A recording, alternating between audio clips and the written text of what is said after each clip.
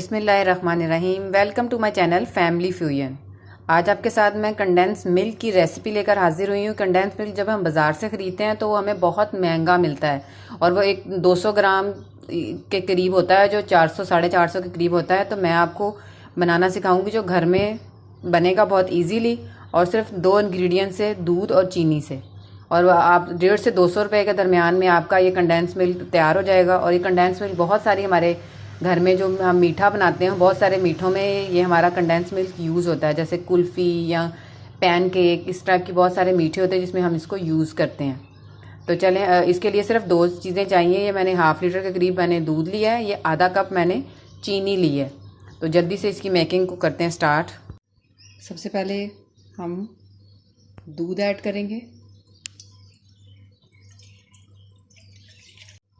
½ litre दूध के बाद ½ कप चीनी ऐड करेंगे। इसको बिल्कुल लो फ्लेम पे पकाना है और इसमें चम्मच चलाते रहना है ताकि दूध नीचे ना लगे। आप देख सकते हैं कि दूध में बॉयल आ गया है। इसको 15 से 20 मिनट लो फ्लेम पर पकाना है। इसको पकते हुए 10 मिनट हो चुके हैं और ये गाढ़ा होना शुरू हो गया है। इसको 10 मिनट तक मज़ीद पकाएंगे तो हमारा कंडेंस मिल्क बिल्कुल रेडी हो जाएगा। कंडेंस मिल्क बिल्कुल रेडी हो गया है। मैं फ्लेम को बंद कर दूंगी और इसको ठंडा 3 से 4 मिनट तक ठंडा होने दूंगी। कंडेंस मिल्क बिल्कुल ठंडा हो चुका है। तो अब मैं आपको इसको डिश आउट करके दिखाती हूँ।